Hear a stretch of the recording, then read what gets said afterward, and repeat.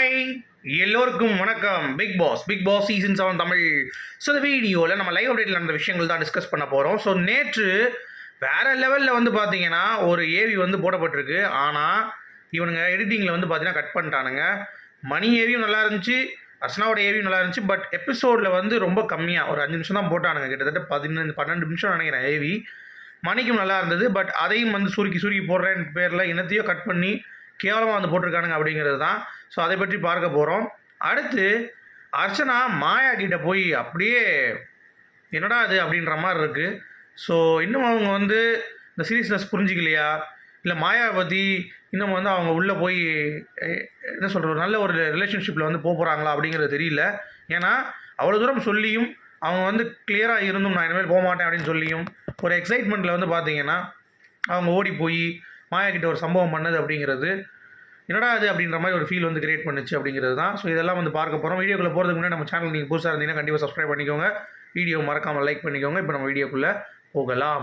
So முதல் டாப்பிக்கே வந்து பார்த்தீங்கன்னா அர்ச்சனா அவங்களுக்கு வந்து குறும்படம் பார்த்துட்டு பயண வீடியோ வேறு லெவலில் இருந்துச்சு. ஸோ ஆனால் லைவில் பார்த்த அந்த கூஸ் பம்ப்ஸ் மொமெண்ட் வந்து பார்த்தீங்கன்னா எபிசோடில் வரல அப்படிங்கிறது நிதர்சனம். ஸோ இவங்க ஏதோ பிளான் பண்ணுறாங்க அப்படிங்கிறது க்ளீனாக தெரிஞ்சிச்சு. ரொம்ப கம்மியான ஒரு ஸ்பேஸில் தான் இன்றைக்கி வந்து போட்டானுங்க AV.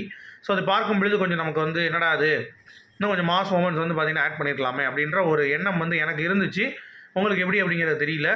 But it was a neat and clean AV. அதை பார்த்துட்டு வெளியே வந்தோடனே எல்லாருக்கிட்டையும் எக்ஸைட் ஆகிறாங்க. அந்த மாதிரி தினேஷ் கிட்ட மணிக்கிட்டலாம் வந்து சூப்பராக வந்து இருக்குது ஏவிப்பா, வேறு லெவலில் இருக்குது. அதுவும் மாயாவும் நானும் இருக்கிறதெல்லாம் வந்து செம்மையாக இருக்குது. எனக்கு வந்து அவங்க அப்படி கன்சோல் பண்ணுறாங்க அப்படி இப்படின்னு சொல்லிட்டு ஸ்ட்ரைட்டாக வந்து பார்த்திங்கன்னா நான் மாயா கிட்ட இதை சொல்லி ஆகணும்னு சொல்லி ஓடுறாங்க. ஏமா இருமா மாயா கிட்டே நீங்கள் பேசக்கூடாது, வேண்டாம், அவங்க உங்கள் புல் ஆஃப் பண்ணுறாங்க அப்படிங்கிறது உங்கள் மைண்டுக்கு வந்து இருக்குது. அதையும் மீறி வந்து பார்த்தீங்கன்னா சரி நான் போகணும் அப்படின்ற மாதிரி. அதாவது இதுதான் அர்ச்சனாவுடைய கேம் வந்து லாஸ் பண்ண வைக்கிது அப்படிங்கிறது என்னுடைய பாயிண்ட் ஆஃப் வியூ. ஸோ அவங்க ரியலாக தான் இருக்காங்கன்னு வைங்க, அவங்களுக்கு வந்து ஒன்று ஹர்ட் பண்ணுறதோ இல்லை வந்து இது பண்ணுறதோ அவங்க மைண்டில் இருக்க மாட்டேங்குது. அவங்க அதை வந்து ஓகே அப்படின்னு சொல்லி போயிடுறாங்க. அதாவது இது எப்படி தெரியுமா இருக்குது, கத்தியில் ஒருத்தன் குத்திட்டான் நம்மளை, அந்த கத்தியை பிடிங்கி போய் கட்டி பிடிச்சா அப்படி இருக்கும். அந்த மாதிரி ஒரு ஃபீல் தான் வந்து அர்ச்சனா கொடுத்துட்ருக்காங்க. அது வந்து என்னை பொறுத்த வரைக்கும் நம்மளால் அது பண்ண முடியாது. பட் அர்ச்சனா அதை எப்படி பண்ணுறாங்க அப்படிங்கிறதே வந்து எனக்கு ரொம்ப ஒரு ஃபீலிங்காக இருக்குது. ஏன்னா அவங்க போயிட்டு மாயா வந்து கூப்பிட்டு பேசி ரொம்ப சூப்பராக இருக்குது, வேறு லெவலில் இருக்குது ஏவி. அதுவும் இல்லாமல் நான் அழுகுறப்ப நீங்கள் தான் வந்து கன்சோல் பண்ணுறீங்க, நீங்கள் தான் எவ்வளோ விஷயங்கள் பண்ணியிருக்கீங்க அந்த ஏவியில், ஆச்சு ஊச்சின்றாங்க.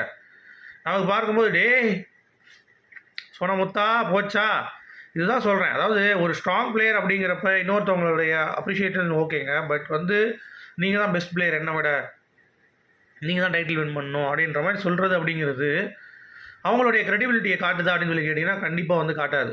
ஸோ அர்ச்சனா அதில் தான் வந்து வீழ்ந்து போகிறாங்க அப்படிங்கிறது தான் பாயிண்ட்.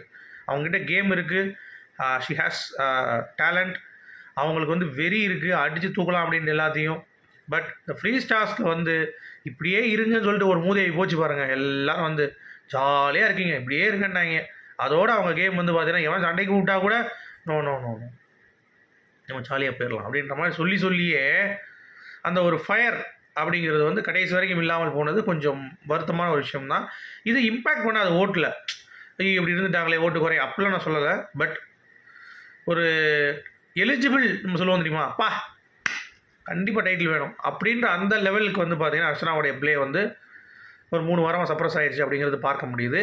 அது மட்டும் இல்லாமல் அடுத்து விசித்ராட்ட காலையில் வேறு எழுந்துச்சி வந்து அவங்கக்கிட்ட சொல்கிறாங்க எனக்கு ரொம்ப ஜாலியாக இருந்தது, மாயெல்லாம் இருந்தாங்க அப்படின்ற மாதிரி சொல்ல முடியுது. விசித்ரா சொல்கிறாங்க அப்படியா, நீ யாரை ரொம்ப இது பண்ணியோ அவங்க தான் இருப்பாங்க ஏவியில் அப்படின்றாங்க. இல்லை மேம் நீங்களும் இருந்தீங்க, பட் அந்தளவு கம்பேரிட்டிவ்லி மாயா தான் இருந்தாங்க அப்படின்வாங்க. கண்டிப்பாக எனக்கு புரியுது, நீ வெளியே போய் கண்டிப்பாக நம்ம பேசலாம், நிறையா பேச வேண்டியிருக்கு, நீ டைட்டில் வின் பண்ணிட்டு வா கண்டிப்பாக. மேம் எனக்கு இதுவே போதும் மேம், இந்த ஃபீலிங் இருக்குது பாருங்கள் ஏவி பார்த்தது, அதிலே என் கனவு நிறைவேறிடுச்சு, இனிமேல் நான் போனாலும் கவலைப்பட மாட்டேன் அப்படின்ற மாதிரி அவங்க சொல்லிட்டாங்க.